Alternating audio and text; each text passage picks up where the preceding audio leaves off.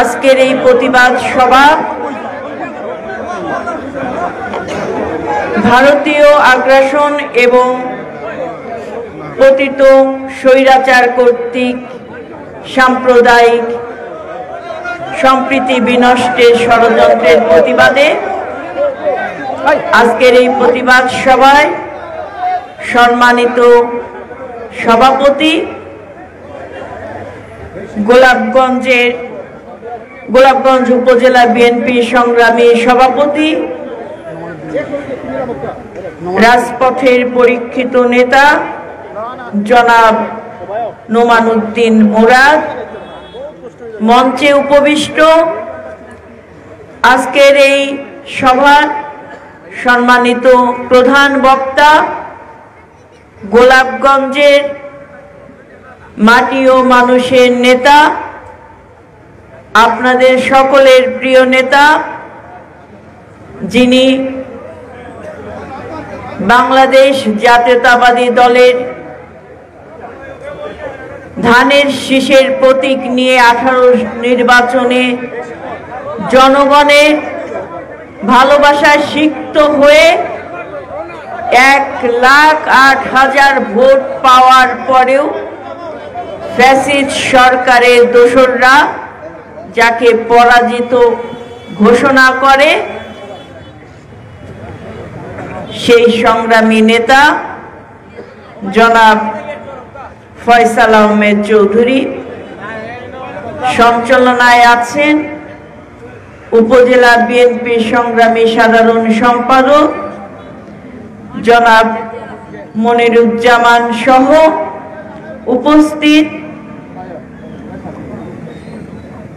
গোলাপগঞ্জ, বিরানীবাজার, সিলেট জেলা বিএনপি সংগ্রামী নেতৃবৃন্দ, অঙ্গ সহযোগী সংগঠনের নেতৃবৃন্দ, সবাইকে সংগ্রামী সালাম এবং শুভেচ্ছা জানাচ্ছি।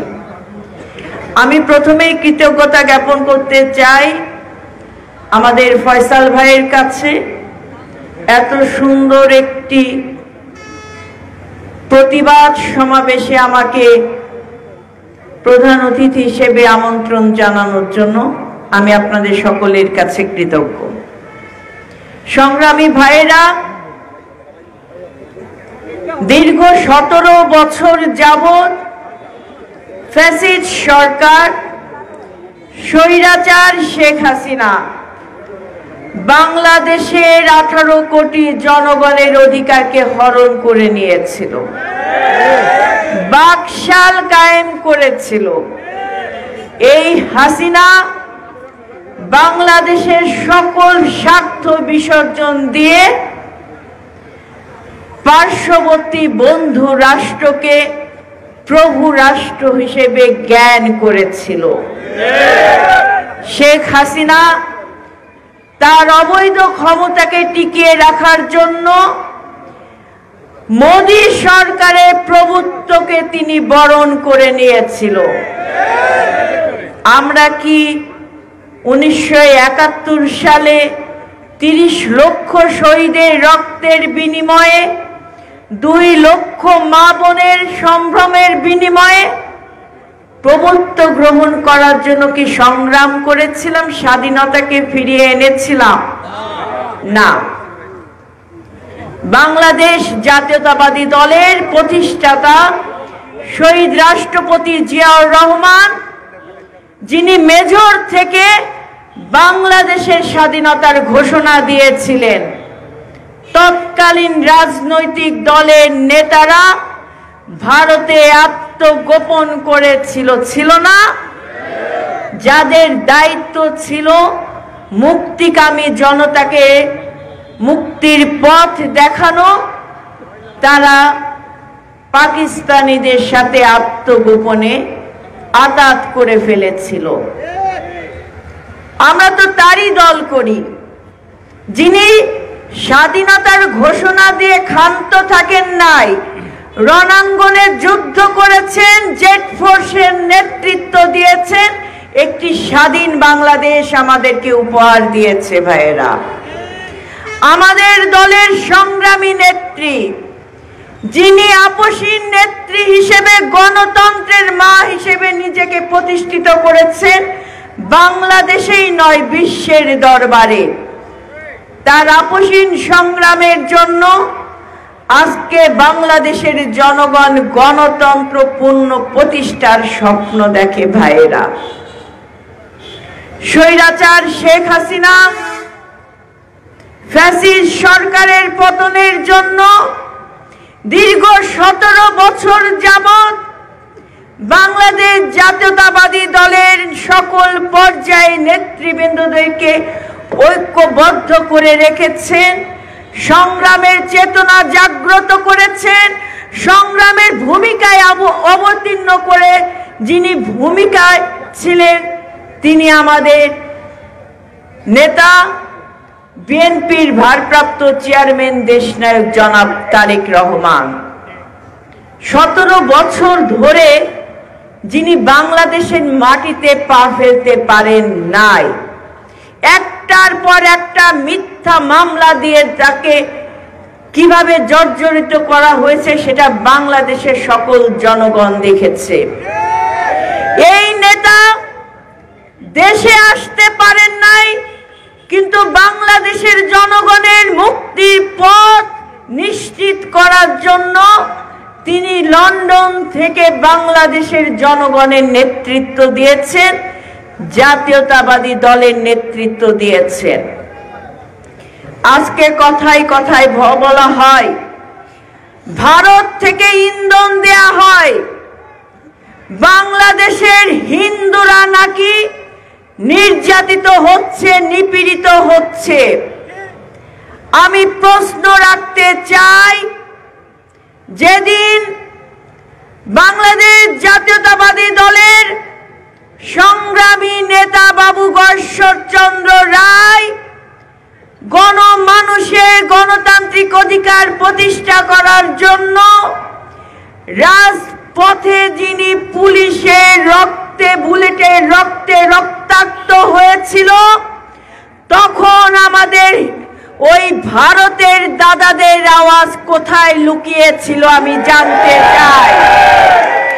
আমি জানতে চাই, যখন গণতন্ত্র পূর্ণ প্রতিষ্ঠার আন্দোলনে, ফ্যাসিস্ট সরকার শেখ হাসিনার পতনের আন্দোলনে রাজপথে আমরা রক্তাক্ত হয়েছিলাম, এই ছাত্র জনতার বৈষম্য বিরোধী আন্দোলনে অসুস্থ অবস্থায় যখন আমাকে টেনে হিচড়ে ওই ডিবি কার্যালয়ে গ্রেপ্তার দেখানো হয়, তখন আমাদের তথাকথিত হিন্দু ভাইরা আপনারা কোথায় ছিলেন?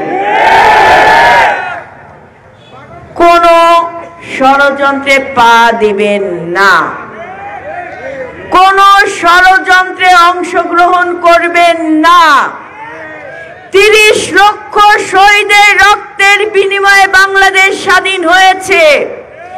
1,500-এর অধিক ছাত্র জনতা এবং রাজনৈতিক দলের নেতৃবৃন্দ এবং সাধারণ জনগণের আত্মহতির বিনিময়ে, শহীদ মৃত্যুর বিনিময়ে স্বৈরাচার মুক্ত বাংলাদেশ আমরা গড়েছি।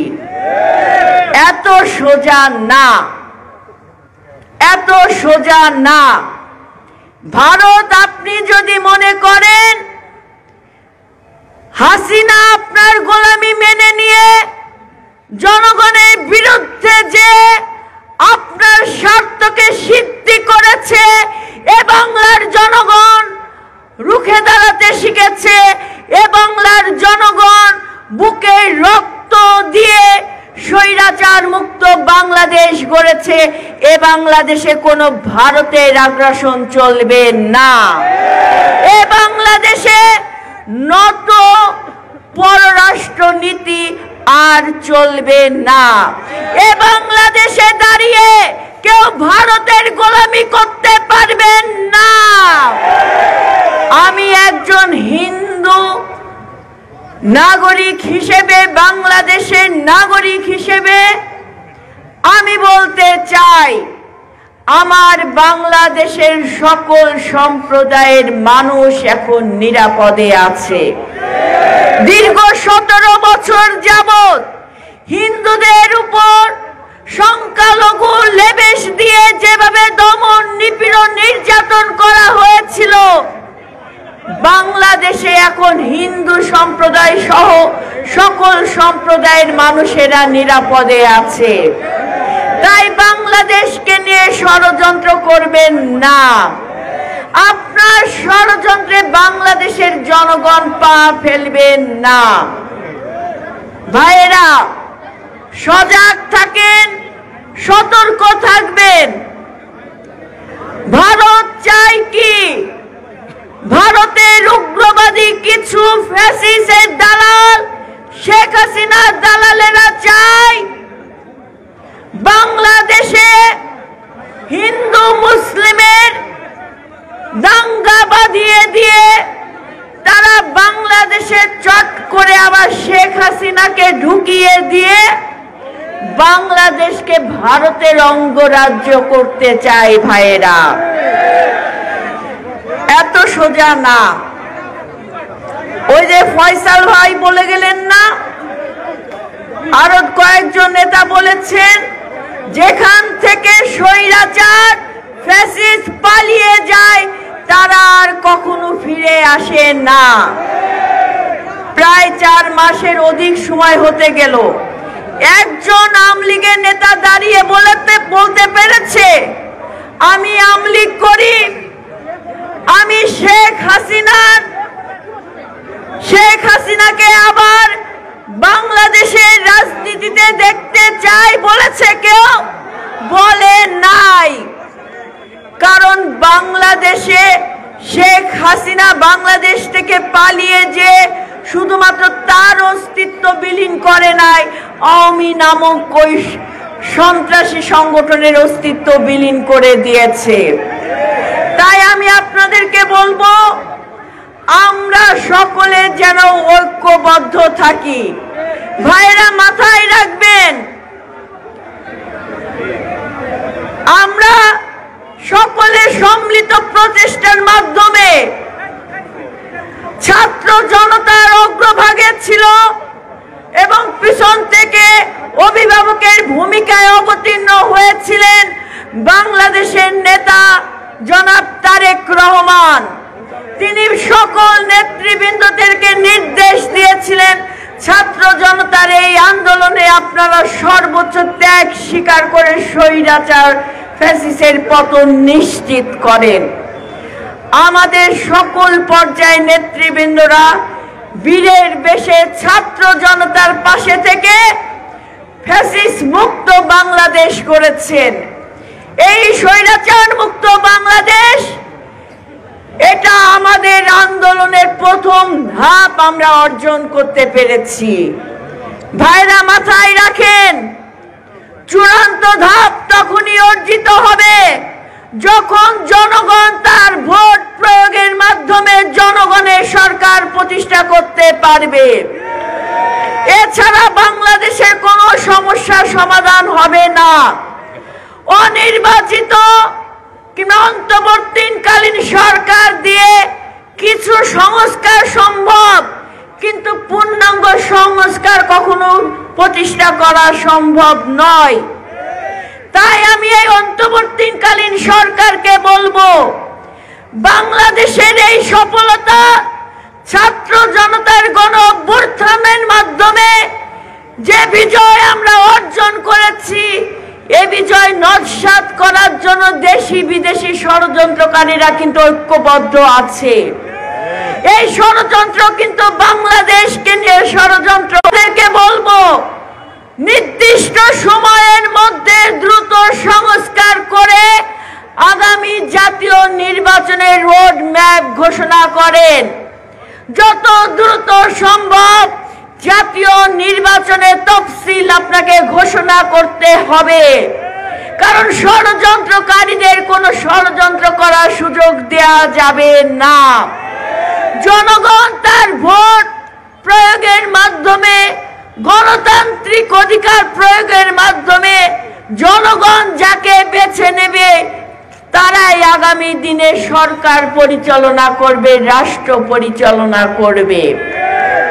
জনগণের সরকার ছাড়া কোনো সংস্কার, কোনো উন্নয়ন সম্ভব নয় ভাইয়েরা। তাই আপনাদেরকে বলবো, আমাদের বৃহৎ স্বার্থ অর্থাৎ জনগণের অধিকার জনগণের হাতে পৌঁছে দেওয়ার জন্য দেশনায়ক জনাব তারেক রহমানের অঙ্গীকার পূরণ করার জন্য আমরা জাতীয়তাবাদী দলের সকল পর্যায়ের নেতৃবৃন্দরা যেন ঐক্যবদ্ধ থাকি ভাইয়েরা। আপনারা মাথায় রাখবেন, আগামী দিন হবে ফ্যাসিবাদ মুক্ত বাংলাদেশ, স্বৈরাচার মুক্ত বাংলাদেশ, ভূমিদস্যু মুক্ত বাংলাদেশ, সন্ত্রাস মুক্ত বাংলাদেশ, চাঁদাবাজ মুক্ত বাংলাদেশ। আপনারা এমন দৃষ্টান্ত তৈরি করেন, জনগণের হৃদয় জয় করেন, জনগণের হৃদয় দখল করার জন্য এমন কর্ম করেন যাতে আগামী জাতীয় নির্বাচনে আমাদের নেতা জনাব তারেক রহমান মানুষের দ্বার প্রান্তে বীরের বেশে যে বলতে পারি, আমরা আপনাদের সমর্থন চাই, আমরা আগামী দিনে আপনার সমর্থন নিয়ে আপনার মতামতের ভিত্তিতে আমরা সরকার গঠন করতে চাই ভাইয়েরা। তাহলে কি করতে হবে? আপনাদেরকে সকলকে চাঁদাবাজের বিরুদ্ধে দাঁড়াতে হবে, সন্ত্রাসের বিরুদ্ধে দাঁড়াতে হবে, গণমানুষের অধিকার প্রতিষ্ঠার লড়াইয়ে আপনাদেরকে আত্মত্যাগী হতে হবে ভাইয়েরা। আমি মনে প্রাণে বিশ্বাস করি, আমার ভবিষ্যৎবাণী এখনো কোনোটাই বৃথা যায় নাই, মিথ্যা প্রমাণিত হয় নাই। আমি বিশ্বাস করি আজকে এই গোলাপগঞ্জ মাঠে দাঁড়িয়ে আপনাদেরকে বলে দিতে চাই, আগামী দিনে এখান থেকে আপনাদেরই ধানের শীষের প্রার্থী বিপুল ভোটে বিজয় হয়ে সংসদে যাবে। আপনারা এমন কাজ করেন, এমন ভাবে জনগণের হৃদয় জয় করেন যেন জনগণ আপনাদেরকে এই গোলাপগঞ্জ এই আসন যেন আপনাদেরকে পুরস্কৃত করে জনাব তারেক রহমানের হাতকে শক্তিশালী করে ভাইয়েরা। আর তো বেশি দেরি নাই, সময় ঘনিয়ে আসছে। জনগণ তার অধিকার প্রয়োগের মাধ্যমে জনগণ তার রায় দেবে ভাইরা। জনগণের রায় যেন ধানের শীষের পক্ষে আসছে, তার জন্য আপনারা কাজ শুরু করেন। আগামী দিন হবে জনগণের বাংলাদেশ, স্বৈরাচার মুক্ত বাংলাদেশ, শহীদ প্রেসিডেন্ট জিয়াউর রহমানের স্বপ্নের বাংলাদেশ, দেশনেত্রী বেগম খালেদা জিয়ার স্বপ্নের বাংলাদেশ। আগামী দিনের বাংলাদেশ হবে তারেক রহমানের বাংলাদেশ। সবাইকে সংগ্রামী সালাম এবং শুভেচ্ছা জানাচ্ছি। ভালো থাকবেন।